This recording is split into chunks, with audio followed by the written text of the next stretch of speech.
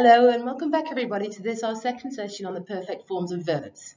Now, if you can recall, last session we looked at the present perfect form of verbs and how to use the present perfect. And as promised, today we'll be looking at the past perfect.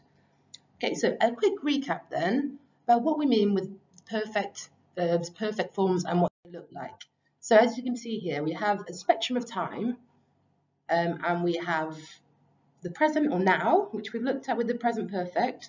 We've got the past, things that have happened in the past, and then we have the future as well, which will be our next session when we look at the future perfect.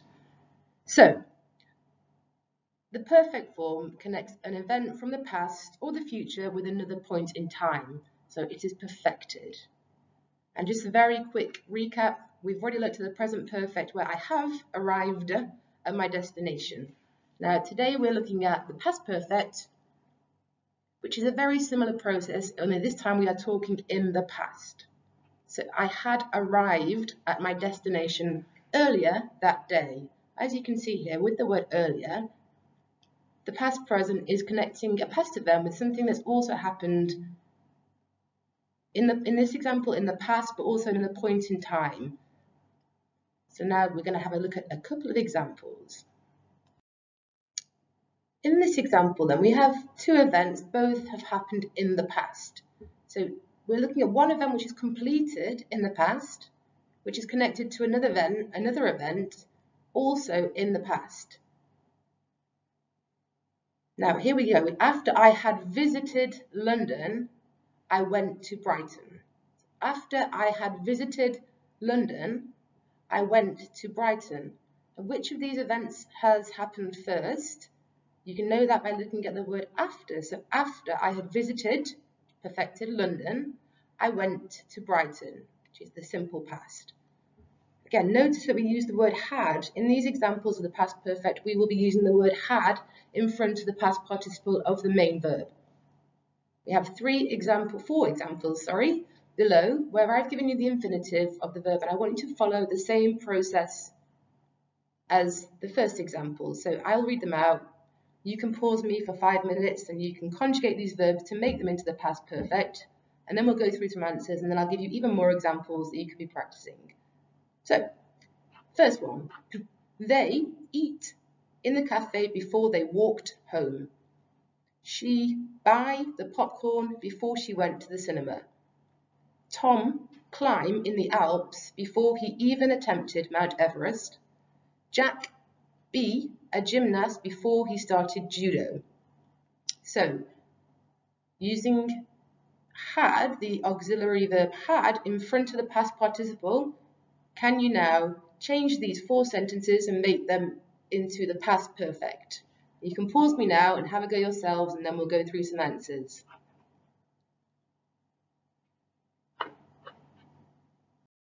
Welcome back. Alright, as you can see, with the darker red, we have what we call the auxiliary verb, or the verb in front of the past participle, to make the sentences. So let's go through quickly and see how you got on. So they had eaten in the cafe before they walked home. So they had eaten is completed. That's happened before they walked home. Same, she had bought popcorn before she went to the cinema. There should be a before in there, I apologise. Tom had climbed in the Alps before he even attempted Mount Everest. Jack had been a gymnast before he started judo. So we have two past events in all of these sentences. Before he started judo, simple past, and we have here the past perfect, had been, had climbed, had. In summary then, I suppose a formula that you could use in a roundabout way to help you remember what the past perfect tense is if you use this. So there's a subject, I, James, they, we, then you add the word had, the auxiliary verb had, and then the past participle of the verb. So asked, worked, called. And this, for your past present, is a useful formula to remember when you are attempting tasks yourself. Again, now remember, it doesn't really matter if the subject is singular, one person, plural, a few people, and it doesn't matter if the action is negative or positive, the formula won't change. So if you look here, we've got some examples of James had asked. James had asked. It's perfected, it's finished.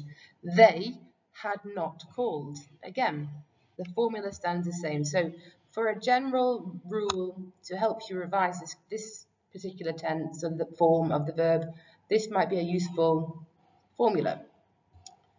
Now, at the very beginning of this session, we looked at the idea of a past perfect is connecting something that's completed in the past, and what if you wanted to push yourself to that next level, the higher level writing skills, where you use the past perfect, but you do connect it to another event in the more recent past.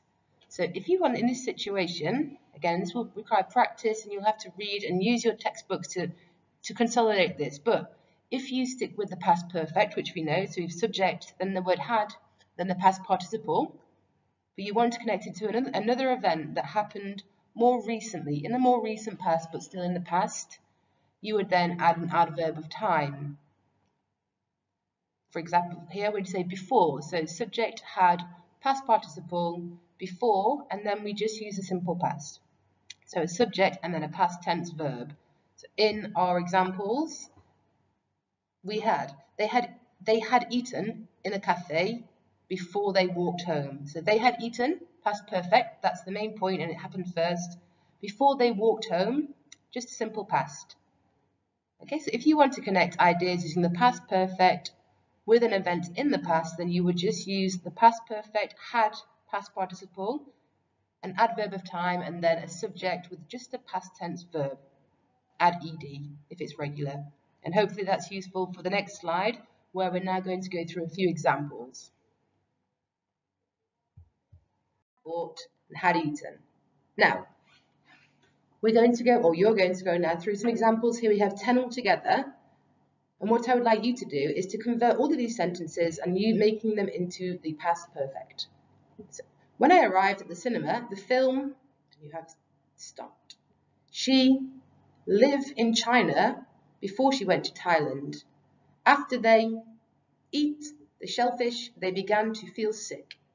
If you listen to me, you would have got the job. Julie didn't arrive until after I leave. When we finished dinner, we went out. The garden was dead because it be dry all summer. He meet her somewhere before. We were late for the plane because we forgot our passports. She told me that she studied a lot before the exam. Now remember, we want to have the auxiliary verb had, and then we want the past participle of these verbs. So I want you to pause me now, and you can write out the correct version of the verb for these examples, and then we'll go through the answers together on the next slide. So if you're going to pause me now, there we go, I'm going to click.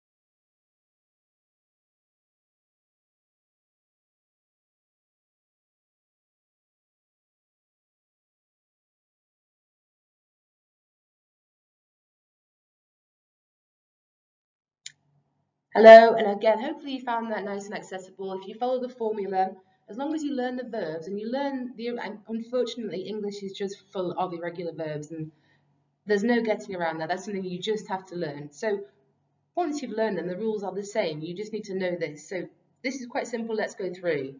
When I arrived at the cinema, the film had started. She had lived in China before she went to Thailand.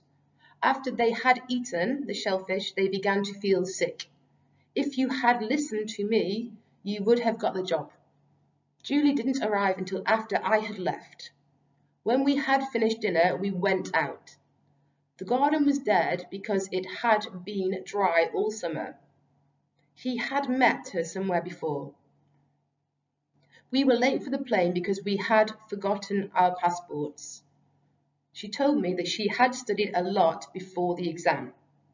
Again, follow the same structure every time for this example. So you have the past perfect, had started, had lived, and just the simple past, arrived. So two events, in this case in the past, one happened before the other, therefore you would use the past perfect.